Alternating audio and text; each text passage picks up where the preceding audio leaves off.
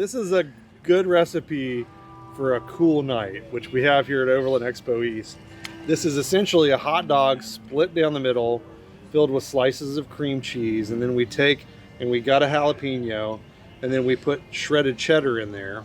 We take the hot dog, we nest it in the jalapeno, wrap it back up, and then wrap the jalapeno in the hot dog in bacon.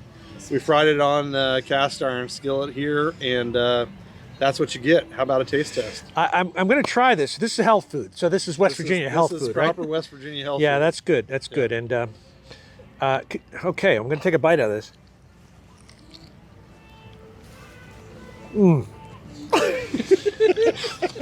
Holy crap. Except in West Virginia, they pronounce the jalapenos. Is there a first aid station near here? You're going to get a little hot. No hot sauce, you don't need it because it's a whole jalapeno, right? The guy I worked with, he called them. I want to tell you what, man. and he called soy Wait, sauce. that was really good. Yeah, really good. Proper, easy to make, simple ingredients, and very cheap. I'm originally from California.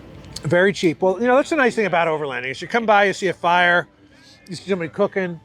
I kind of invited myself, but you know, that's the way it goes. So, New York and that. but anyway, he's a part of the Allocab booth, Yeah, and he's our dealer in West Virginia. yeah. I'm in a I'm custom. not a dealer. I'm an influencer. I've had a YouTube show for the last 10 years. What's the YouTube show? Mountain State Overland. Mountain State Overland. Yeah. So, well, you want to check that out because I'm sure this guy's got other fun-filled recipes like this to.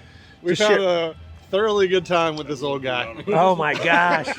Oh my gosh. Well, anyway, I'm signing off. I think I'm going to go find myself a Porta John just for the heck of it. Whatever. Burn it up.